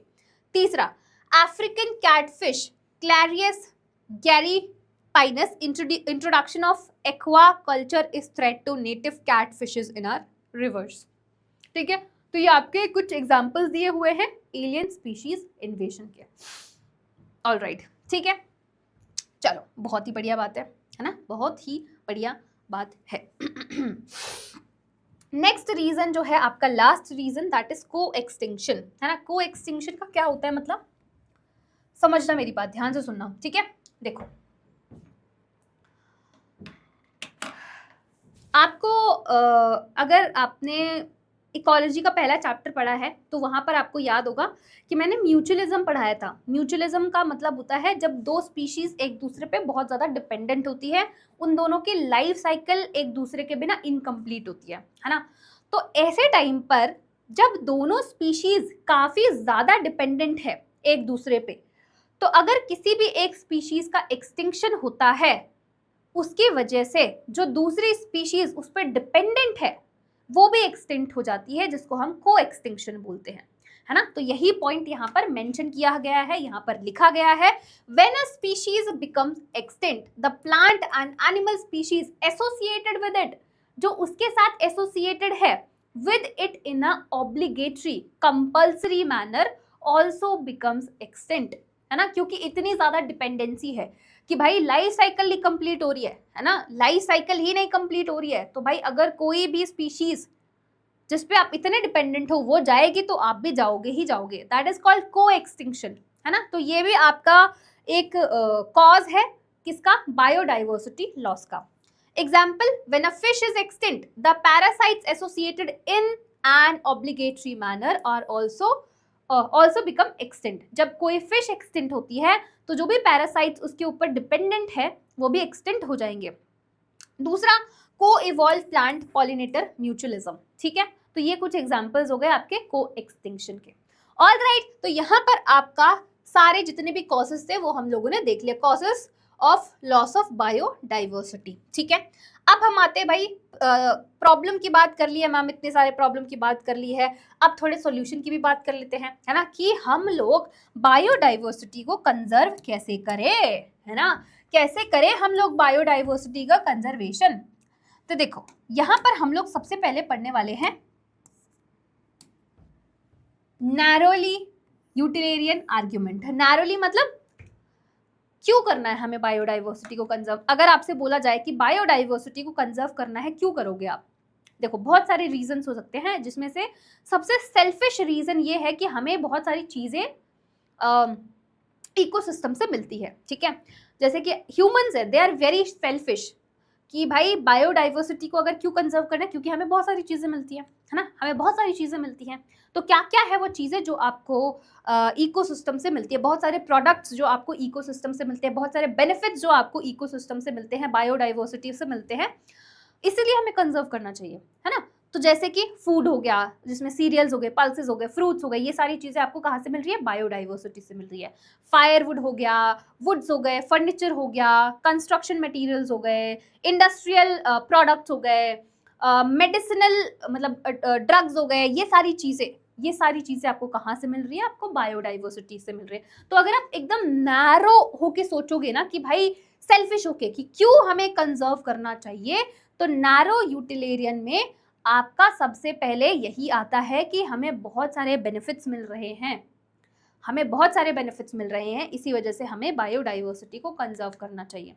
दूसरा, अगर आप ब्रॉडली यूटिलिटेरियन आर्ग्यूमेंट में जाओगे तो यहाँ पर बात किया जाता है कि आपको इकोसिस्टम से बहुत सारी सर्विसेज मिल रही है ना, जिसका अगर टैग लगाने लग गया इकोसिस्टम तो बहुत ही ज्यादा महंगा पड़ेगा, है ना, कि आप उसको कभी पे ही नहीं कर सकते हो कि जितना आपके लिए नेचर कर रहा है ना, जितना आपको चीजें फ्री में मिल रही है नेचर से, अगर आप उस पर प्राइस टैग लगाने जाओगे तो आप उस प्राइस को कभी पे ही नहीं कर सकते हो, इतना आपको मिल रहा है, वो भी फ्री में, फिर भी आपको कोई वैल्यू नहीं है। वो वही वाली बात होती है ना कि जब आपके पास कोई चीज है तब आपको उसकी वैल्यू नहीं होती है, बट जैसे ही वो चीज चली जाती है तब आपको उसकी वैल्यू का पता चलता है। अभी आपको सारी चीजें फ्री में मिल रही है तो अभी आपको वैल्यू नहीं है। जब यही चीजें, जो आपको चीजें मिल रही है, चाहे ऑक्सीजन हो गया, चाहे वाटर हो गया, ये चीजें फ्यूचर में नहीं मिलेगी, जब इन सब चीजों की, इन नेचुरल रिसोर्सेज की स्कैसिटी हो जाएगी, तब आपको पता चलेगा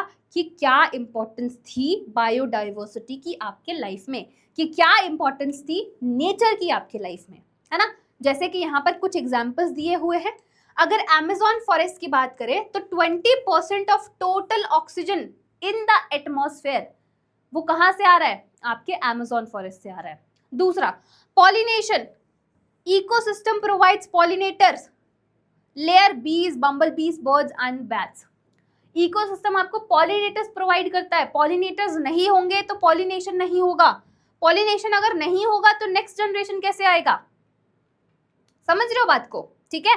तीसरा है aesthetic pleasure of walking through thick woods, watching spring flowers in full bloom और walking up to a bulbul's song in the morning.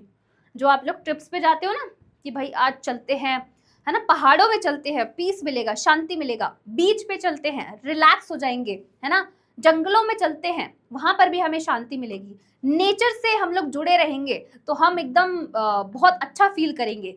अगर आपने इन्हीं सबको काट दिया, है ना, इन्हीं सबको अपनी लाइफ से हटा दिया तो क्या आपको ये सारी चीजें मिलेंगी जो आप अपने लाइफ में सोचते हो कि हमें घूमना है, ऐसी ऐसी जगहों पे जाना है? अगर आप ऐसे ही एक्सप्लॉइट करते रहे नेचर को तो क्या आपको लगता है कि आपको आगे फ्यूचर में ये चीज़ें देखने को मिलेंगी? नहीं देखने को मिलेगी। तो ये आपके ब्रॉडली यूटिलिटेरियन आर्ग्यूमेंट में आ जाता है कि क्यों हमें बायोडाइवर्सिटी को कंजर्व करना चाहिए। ठीक है। सो आई एम होपिंग आपको सारी चीज समझ में आई होगी। तीसरे पे आते हैं। तीसरा आता है आपका एथिकल आर्ग्यूमेंट, है ना। एथिकल आर्ग्यूमेंट में क्या होता है? एथिकल आर्ग्यूमेंट में ये बोला जाता है कि we share the planet with million of plants, animals and microbe species. Every species has an intrinsic value even if it does not have any economic value. We have a moral duty to care for their well-being and pass on our biological legacy in good order to future generations. Ethical argument में ये बोला जाता है कि ये जो planet है, ये जो पृथ्वी है, ये जो धरती है, ये हम लोग millions of plants, animals, microbes के साथ शेयर कर रहे हैं। चाहे उनकी कोई भी इकोनॉमिक वैल्यू नहीं हो, बट हमेशा हर स्पीशीज की कोई ना कोई इंट्रिंसिक वैल्यू होती है ना, इंट्रिंसिक वैल्यू होती है। अगर हम किसी के साथ शेयर कर रहे हैं कोई चीज तो ये हमारी मोरल ड्यूटी बनती है कि हमें उनकी प्रोटेक्शन करनी चाहिए, उनकी रक्षा करनी चाहिए, ना कि उनको एक्सप्लॉइट करना चाहिए, है ना। और ये जो बायोलॉजिकल लेगेसी है इसको आपको फ्यूचर जनरेशन को पास करना चाहिए। ठीक है। मतलब अगर आप ऐसे ही इसी तरीके से एक्सप्लॉइट करते जाओगे तो आगे के लिए कुछ नहीं बचेगा, है ना। तो ये आपके एथिकल आर्ग्यूमेंट में आता है कि ये हमारी मोरल ड्यूटी है क्योंकि हम सबसे टॉप पे हैं, है ना। ह्यूमंस क्या हैं? सबसे टॉप पे है। ठीक है। तो यहाँ पर जो टॉप पे है उनका फर्ज बनता है जो आपके नीचे वाले स्पीशीज है, चाहे वो प्लांट्स हो गए, एनिमल्स हो गए, माइक्रोब्स हो गए, उनको प्रोटेक्ट करें। ठीक है। आई बात समझ में? ये तो ये आपके 3 आर्ग्यूमेंट्स हो गए कि क्या जरूरत है हमें बायोडाइवर्सिटी को कंजर्व करने की। ठीक है। समझ में आया सबको, है ना। आई होप आपको समझ में आ गया होगा। यहाँ पे हमने बात करी है कि क्यों करना चाहिए। अब हम बात करने वाले हैं कि how do we conserve biodiversity, कैसे करते हैं, ठीक है, कैसे कर सकते हैं बायोडाइवर्सिटी को कंजर्व। इसमें सबसे पहले आता है आपका in situ conservation. In situ conservation या फिर हम उसको ऑन साइट कंजर्वेशन भी बोलते हैं। इसमें क्या होता है, इसमें आप पूरे एंटायर इकोसिस्टम को कंजर्व कर रहे हो। मतलब कोई भी एनिमल है, अगर आपको पता चल गया है कि भाई वो एंडेंजर्ड है या फिर उसको खतरा है ना, तो आप क्या करते हो, उसके पूरे हैबिटेट को ही कंजर्व कर लेते हो। मतलब जो उसका नेचुरल हैबिटेट है, जहां पर वो रह रहा है, वो पूरे एंटायर इकोसिस्टम को ही आपको प्रोटेक्ट करना होता है, कंजर्व करना होता है ना। तो इन सीटू में, जिसको हम लोग ऑन साइट कंजर्वेशन भी बोलते हैं, conservation and protection of the entire ecosystem biodiversity at all level is protected. Biodiversity hotspot किसे बोला जाता है, बायोडाइवर्सिटी हॉटस्पॉट बोला जाता है कुछ ऐसे रीजन्स को जहां पर बहुत ही ज्यादा high level of species diversity आपको देखने को मिलती है। साथ ही साथ ऐसे ऑर्गेनिजम्स आपको देखने को मिलेंगे जो कहीं पर और नहीं देखने को मिलेंगे। हाई डिग्री ऑफ एंडेमिज्म, जैसे कि कैंगरू हो गए, कैंगरू आपको सिर्फ ऑस्ट्रेलिया में देखने को मिलेंगे, ठीक है। तो हॉटस्पॉट ऐसी जगह है, ऐसे रीजन्स है जहां पर आपको सबसे पहले हाईली डाइवर्स स्पीशीज देखने को मिलेंगे, साथ ही साथ हाई डिग्री ऑफ एंडेमिज्म, ऐसे एनिमल्स, ऐसे ऑर्गेनिज्म जो कहीं और नहीं देखने को मिलेंगे, उस पर्टिकुलर एरिया में ही देखने को मिलेंगे। That are identified for maximum protection. ऐसे रीजन्स को आपको फाइंड आउट करना पड़ेगा जो काफी ज्यादा रिच है ना, जहां पर स्पीशीज रिचनेस ज्यादा है, उनको सबसे ज्यादा प्रोटेक्ट करना है, ठीक है। अगर टोटल बायोडाइवर्सिटी हॉटस्पॉट की बात करो टोटल वर्ल्ड में, मतलब टोटल मतलब पूरे वर्ल्ड में, तो 34 है, ठीक है, टोटल 34 है ना। इंडिया की अगर मैं बात करूं, biodiversity hotspot of India with exceptionally high biodiversity, जैसे कि आपके वेस्टर्न घाट्स हो गए, श्रीलंका हो गया, जिसमें बहुत ज्यादा आपको स्पीशीज देखने को मिलेगी, ठीक है। फिर आपका हो जाएगा Indo Burma, includes entire northeastern India except Assam and Andaman group of island, and Myanmar, Thailand, Vietnam, Laos, Cambodia and southern China। फिर आते हैं आपके हिमालयस, ये भी आपका इंडिया का बायोडाइवर्सिटी हॉटस्पॉट है ना, जिसमें आपके सारे एंटायर हिमालयन रीजन्स आ गए। And that falling in Pakistan too, Tibet, Nepal, Bhutan, China and Myanmar, ठीक है। तो ये इंडिया के बायोडाइवर्सिटी हॉटस्पॉट है, जिसको हमें पूरा प्रोटेक्ट करके रखना है, पूरा बचा कर रखना है, क्योंकि यहाँ पर इतनी ज़्यादा डाइवर्सिटी है, अगर ये एक्सटेंट हो गया तो फिर तो गया काम से, ठीक है। तो ऐसे एरियाज को, ऐसे रीजन्स को हमें प्रोटेक्ट करना होता है।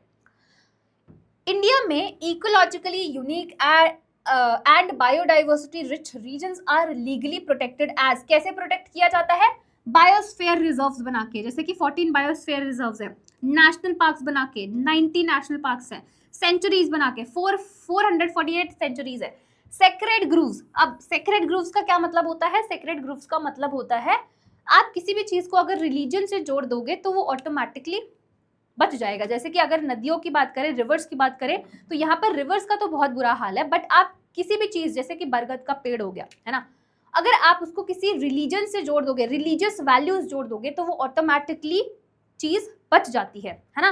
तो ऐसे ही these are forest fragments of varying sizes which are communally protected and which usually have a significant religious connotation for the protecting community। जैसे आपने कांतारा देखी होगी, है ना, कांतारा में देखा होगा आप उस एरिया को, उस जंगल को प्रोटेक्ट करते थे कि भाई हमारे भगवान जी है, ऐसे ऐसे टाइप के, ठीक है।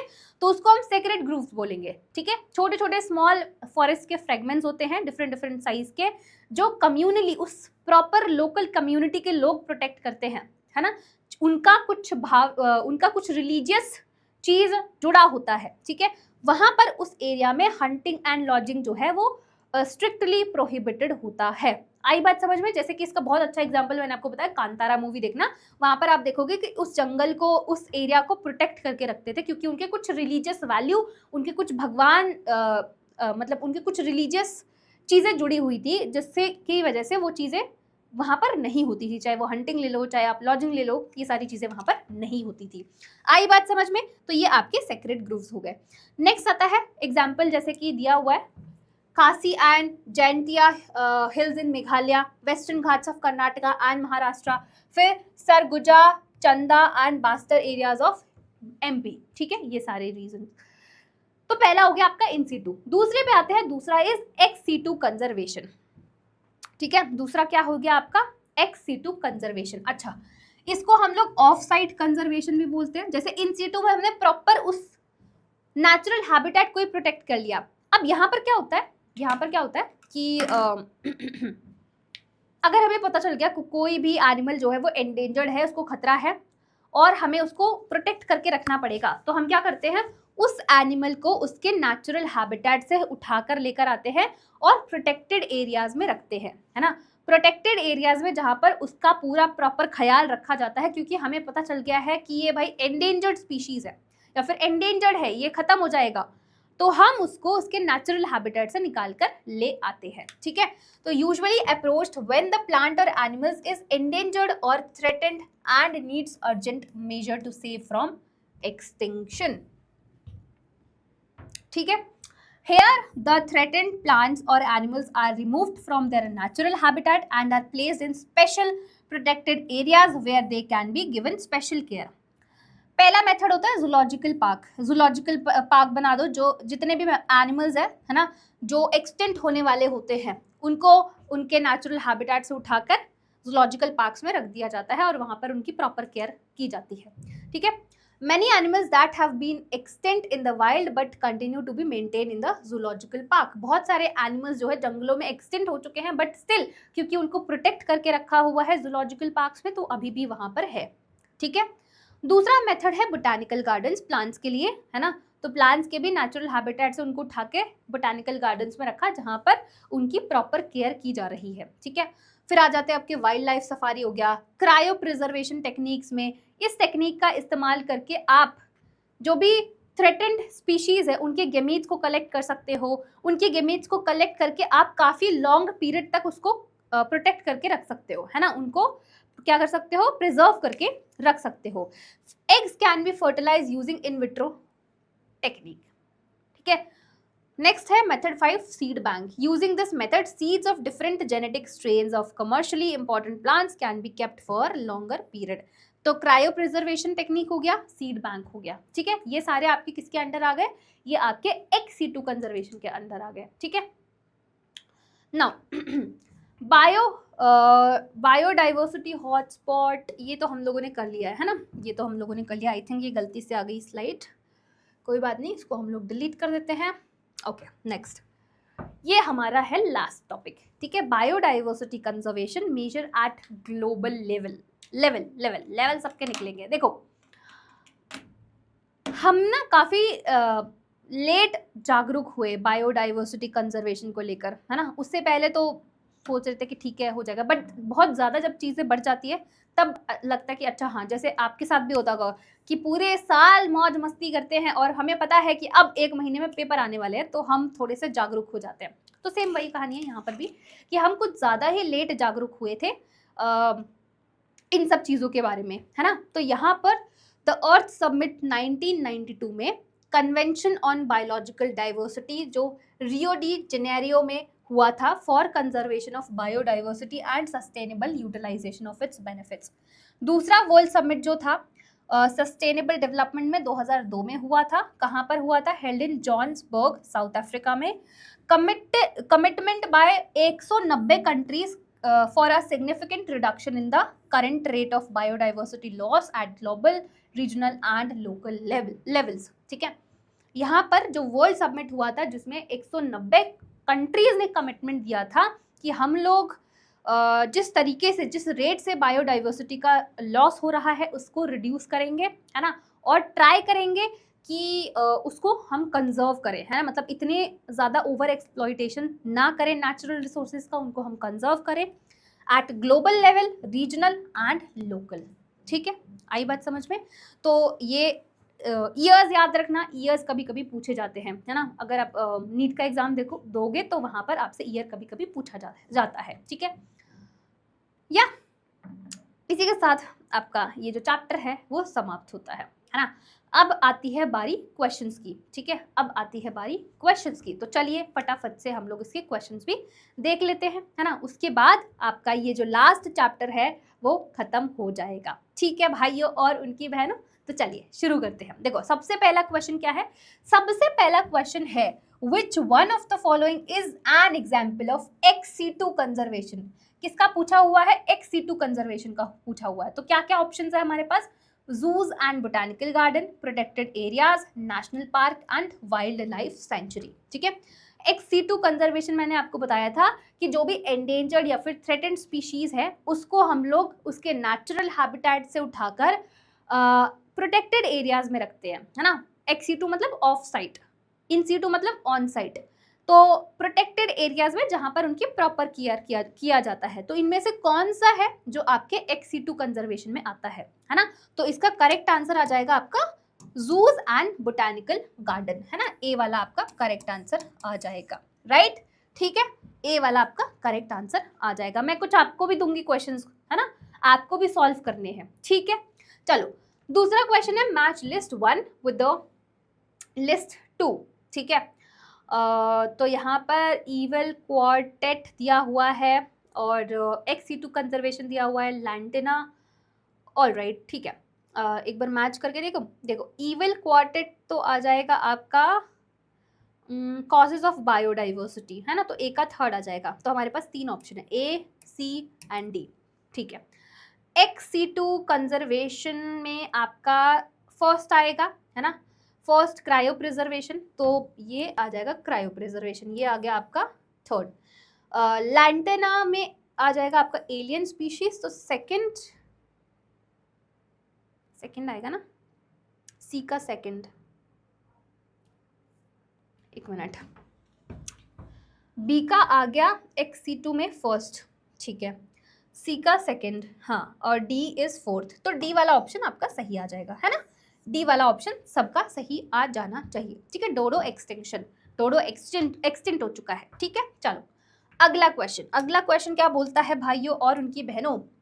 अगला क्वेश्चन बोलता है the regions with high level of species richness, high degree of endemism and loss of 70% of the species and habitats are identified as. इनको हम क्या बोलते हैं, नेचुरल रिजर्व बोलते हैं, सेक्रेड ग्रूव्स बोलते हैं, बायोडाइवर्सिटी हॉटस्पॉट बोलते हैं, या फिर बायोजियोग्राफिकल रीजन्स बोलते हैं। And the correct answer is, इनको हम लोग बायोडाइवर्सिटी हॉटस्पॉट बोलते हैं। ऐसे रीजन जहां पर बहुत ज्यादा आपको डाइवर्सिटी देखने को मिलेगी, बहुत ही ज्यादा हाई डिग्री ऑफ एंडेमिज्म देखने को मिलेगा, ऐसे रीजन्स को हम लोग बायोडाइवर्सिटी हॉटस्पॉट बोलते हैं। And the correct answer is सी।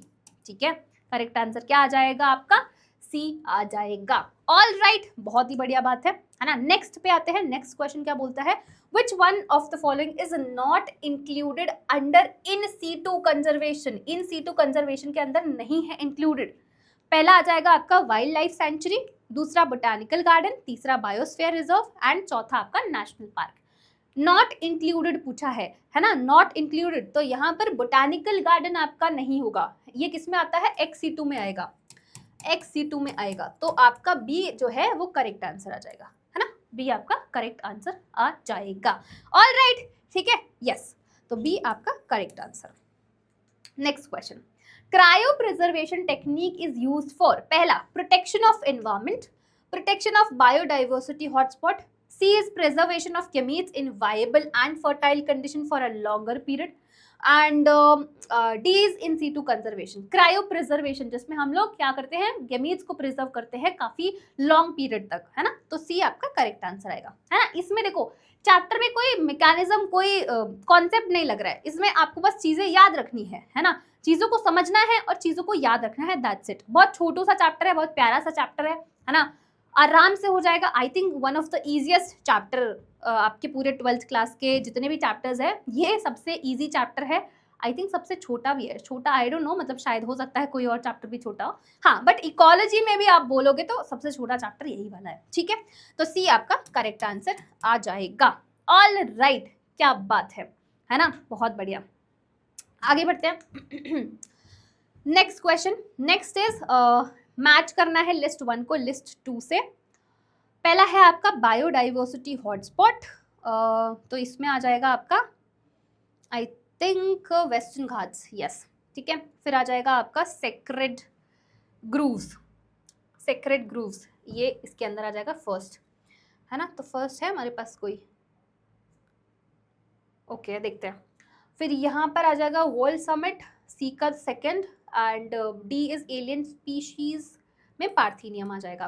तो ए का आ गया हमारा फोर्थ, बी का आ गया फर्स्ट, सी का आ जाएगा सेकंड एंड डी का आ जाएगा थर्ड, है ना। तो ए वाला ऑप्शन करेक्ट आ जाएगा, ए फॉर एपिफिज मैम, है ना, A for epiphytes ma'am. All right, तो B is the correct answer. ठीक है, चलो अगला क्वेश्चन। अगला क्वेश्चन क्या बोलता है, the types of conservation in which the threatened species are taken out from their natural habitat and placed in special setting where they can be protected and given the special care। इसको हम क्या बोलते हैं, क्या उसको ex situ conservation बोलते हैं, क्या उसको बायोडाइवर्सिटी कंजर्वेशन बोलते हैं, क्या उसको सेमी कंजर्वेशन मेथड बोलते हैं, या फिर सस्टेनेबल डेवलपमेंट बोलते हैं, है ना। यस, तो यहाँ पर उसको निकाल के लेकर आ रहे हैं ना, तो ex situ आ जाएगा, ex situ। ठीक है, A is the correct answer, A आपका करेक्ट आंसर आ जाएगा। ठीक है, चलो next question. These are regarded as major cause of biodiversity loss. इनमें से कौन सा मेजर कॉज है बायोडाइवर्सिटी लॉस का? A is over exploitation, B is coextinction, C mutation. चलो ठीक है, देखते हैं। देखो ओवर एक्सप्लॉइटेशन तो है तो ए वाला भी होगा, को एक्सटिंक्शन भी है तो बी वाला होगा, म्यूटेशन नहीं, हैबिटेट लॉस भी है, माइग्रेशन नहीं। तो हमारा A B and D, A B and D, D is the correct answer, D is the correct answer. ठीक है, D is the correct answer, D से दिख रहा आंसर, है ना। चलो all right, D is the correct answer. Next आते हैं, नेक्स्ट क्वेश्चन क्या बोलता है, in rivet popper hypothesis Paul एक्लिक compared the rivets in an airplane to. किससे कंपेयर किया था राइविट्स को, किससे किया था? Species with in a genus, genetic diversity, ecosystem, genera with in a family. इसका आंसर आप मुझे चैट सेक्शन में दे देना। बहुत हो गया, सारे क्वेश्चन मैं ही कर रहा हूँ क्या? तुम भी करोगे कुछ, है ना, तुम भी क्वेश्चंस कुछ करोगे, है ना। ऑल राइट, तो सारे तो नहीं, मतलब इसका आंसर दे देना तुम लोग, है ना, प्यार से बोल रही हूँ, दे देना आंसर। ठीक है, यस। चलो नेक्स्ट क्वेश्चन पे आते हैं। Next question is historic convention on biological diversity. The Earth Summit was held in Rio de Janeiro in the year, कौन से ईयर में हुआ था? 1992 में, 1986 में, 2002 में, 1985 में। And the correct answer is 1992, 1992, है ना। A is the correct answer. Next, इसी के साथ आपके ऑब्जेक्टिव क्वेश्चंस तो खत्म होते हैं, अब बारी है आपके सब्जेक्टिव क्वेश्चंस की, है ना। कुछ सब्जेक्टिव क्वेश्चन जो है उसको हम लोग एक बार फटाफट से देख लेते हैं कि किस तरीके से क्वेश्चंस आपसे पूछे जाएंगे। Explain the concept of endemism, name 4 regions in and around our country that are considered hotspot. ठीक है, सबसे पहले आपको एंडेमिज्म बताना है, उसके बाद आपको 4 रीजन्स ऐसे बताने हैं जिसको हमारी कंट्री में हॉटस्पॉट कंसिडर किया जाता है। एंडेमिज्म क्या होता है? एंडेमिज्म का मतलब है कि एक पर्टिकुलर स्पीशीज जो काफ़ी ज़्यादा यूनिक है फॉर अ जियोग्राफिक लोकेशन। जैसे कि कैंगरू का अगर एग्जांपल दूँ, कैंगरू हो गए, कैंगरू ऑफ ऑस्ट्रेलिया, है ना, वो एक जियोग्राफिक लोकेशन में यूनिक है, दैट इज कॉल्ड एंडेमिज्म, है ना, दैट इज कॉल्ड एंडेमिज्म। ठीक है, ये हमने समझा दिया। दूसरा क्वेश्चन क्या है? हॉटस्पॉट, है ना, कि 4 आपको ऐसे एरियाज बताने हैं जिसको हमारी कंट्री में हॉटस्पॉट माना जाता है, बायोडाइवर्सिटी हॉटस्पॉट माना जाता है। तो बता देना भाई, वेस्टर्न घाट्स आ जाएंगे आपके, श्रीलंका आ गया, इंडो बर्मा एंड हिमालयन आ गया, है ना, हिमालयन रीजन्स आ गए। तो ये सारे आप ऐसे लिख दोगे। Next question, how are the advanced ex situ technique helping in the conserving threatened species? Give 3 examples. देखो, सबसे पहले आप बताओगे ex situ क्या होता है ना। डिपेंड करता है कि किस तरीके से आपसे क्वेश्चन पूछा गया है। अगर ये लॉन्ग क्वेश्चन है तो आप क्या लिखोगे? सबसे पहले आप एक्सप्लेन करोगे ex situ क्या होता है। ex situ एक्सप्लेन करने के बाद आप 3 मेथड्स बताओगे। पहले आपने ex situ एक्सप्लेन किया कि जिसको हम लोग ऑफ साइट कंजर्वेशन भी बोलते हैं। कोई भी थ्रेटेंड स्पीशीज़ है, एंडेंजर्ड स्पीशीज़ है, आप उसको नेचुरल हैबिटेट से निकाल के प्रोटेक्टेड एरियाज में रखते हो जहाँ पर उसको काफ़ी अच्छे से प्रिजर्व मतलब बचा के रख सके, है ना। आपने देखा होगा बहुत सारे ऐसे एनिमल्स जो हैं जो वाइल्ड में एक्सटेंट हो चुके हैं बट स्टिल आपके प्रोटेक्टेड एरियाज में रहते हैं, है ना। तो ये सारी चीज़ें आप इसमें मेंशन करोगे। फिर यहाँ पर आपको एग्जाम्पल्स मेथड्स लिखने हैं। तो पहला आ जाएगा क्रायो प्रिजर्वेशन, ये लिखोगे। फिर उसके बाद सीड बैंक्स हो जाएगा, जूलॉजिकल पार्क्स हो गया, बोटेनिकल गार्डन्स हो गए, ये सारी चीजें आपको यहाँ पर मेंशन करनी है, ठीक है। Next question is tropical regions are likely to have more biological diversity than the temperate ones. Give 2 reasons to justify the statement. यहाँ पर पूछा है कि आपको ट्रॉपिकल रीजन्स में ज्यादा बायोडाइवर्सिटी देखने को मिलती है as compare to temperate ones. ऐसा क्यों होता है?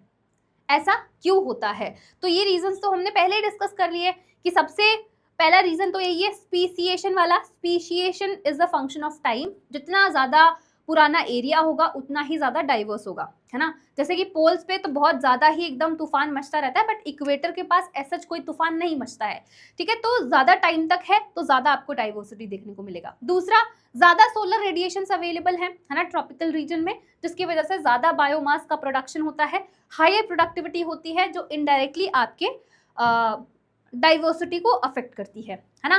साथ ही साथ जो आपका ट्रॉपिकल रीजन है वहां पर जो भी एनवायरमेंट है वो इतना ज़्यादा सीजनल नहीं होता, इतना ज़्यादा अनप्रिडिक्टेबल नहीं होता है ना, और इतनी ज़्यादा वेरिएशंस नहीं आती है। तो ये भी एक रीज़न है जिसकी वजह से आपको जो डाइवर्सिटी है वो इक्वेटर के पास ज़्यादा दिखेगी, और पोल्स में जैसे जैसे आप पोल्स की तरफ जाओगे वैसे वैसे कम होती जाएगी, ठीक है। तो ये सारे रीजंस आप यहाँ पर लिखने वाले हो।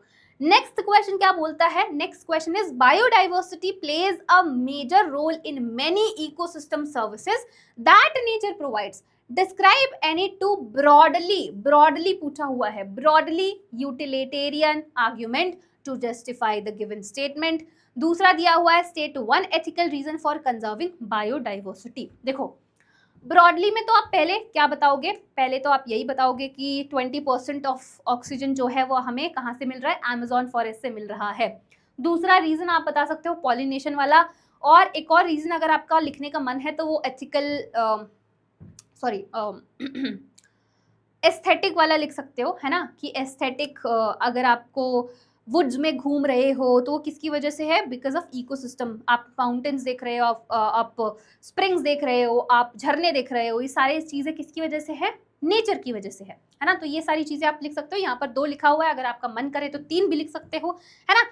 तीसरा आपसे पूछा हुआ है एथिकल रीजन भी, है ना। तो एथिकल रीजन में मैंने आपको बताया था, एथिकल रीजन में आप ये लिख सकते हो कि हम जो ये अर्थ है वो बहुत सारे एनिमल्स, प्लांट्स और माइक्रोब्स की स्पीशीज के साथ शेयर कर रहे हैं, है ना। तो ये हमारा फर्ज बनता है, ये हमारी मोरल ड्यूटी बनती है कि सारे ऑर्गेनिज्म को प्रोटेक्ट करके रखे हम लोग, है ना।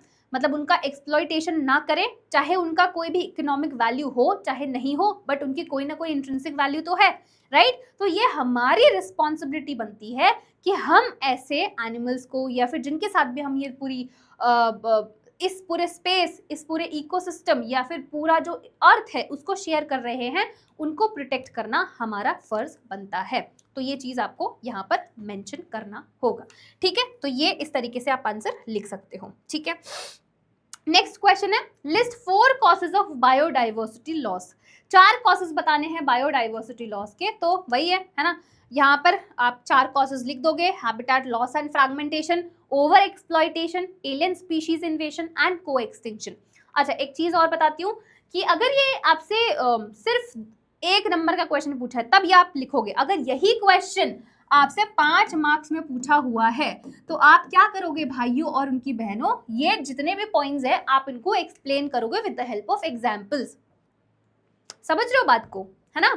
ऐसे नहीं कि भाई ठीक है यही 4 पॉइंट्स आप लिख कर आ गए, आपको इसको एक्सप्लेन भी करना पड़ेगा with the help of examples, अगर 5 नंबर का क्वेश्चन पूछा है। समझ रहे हो ना मेरी बात, है ना। तो इस तरीके से आपको ये काम करना है।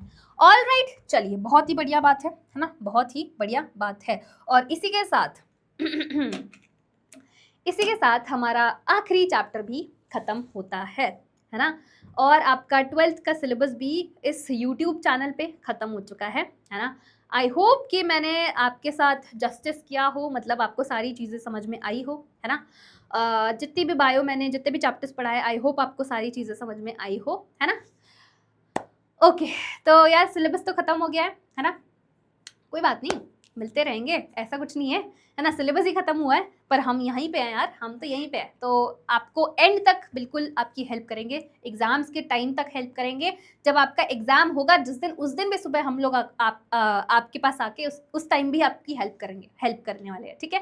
तो उसकी टेंशन मत लेना, ऐसा कुछ है ना, टेंशन लेने की ज़रूरत नहीं है। हम लोग सारे टीचर्स आपके लिए हमेशा है, ठीक है। सिलेबस खत्म हो गया, अब क्या करना है मैम, अब आपको देखो क्वेश्चंस तो हम लोगों ने सॉल्व कर लिया है, अब आपको करना क्या है, जितना पढ़ा दिया है एक बार एनसीईआरटी से ज़रूर रीड कर लेना, है ना। सेल्फ स्टडी बहुत ज़्यादा इंपॉर्टेंट होती है।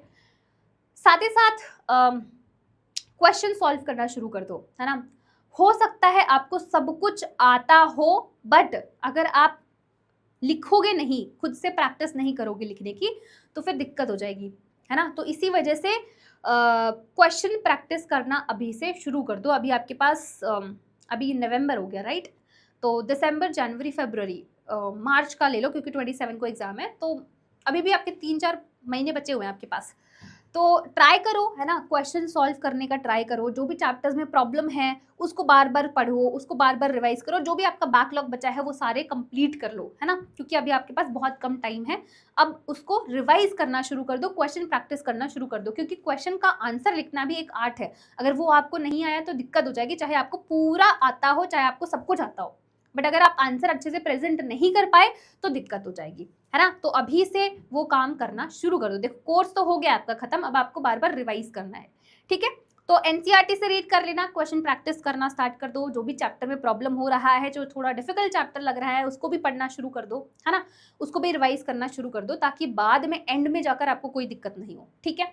Alright, yes. तो अब मैम पीडीएफ कहाँ मिलेगी? पीडीएफ आपको टेलीग्राम चैनल पे मिलेगी, या तो आप इसको स्कैन कर सकते हो, है ना, इसको स्कैन कर लो, या फिर डायरेक्टली आपको लिंक मिल जाएगा, है ना, आपको टेलीग्राम का लिंक मिल जाएगा डिस्क्रिप्शन में। उस लिंक की हेल्प से आप टेलीग्राम चैनल को ज्वाइन करो, वहाँ पर ये पीडीएफ आपको मिल जाएगी, ठीक है। तो alright, so yes, thank you so much everyone, thank you for this wonderful love, मतलब जो भी आपने दिया है प्यार वगैरह इस चैनल पे, thank you so much for everything. And yes, मिलते रहेंगे, ऐसा कुछ वो नहीं है। ऑलराइट, चलो, सो बाय बाय एवरीवन। पढ़ाई लिखाई करते रहो, खूब मौज मस्ती करो, है ना, और सबका नाम रोशन करो, ठीक है।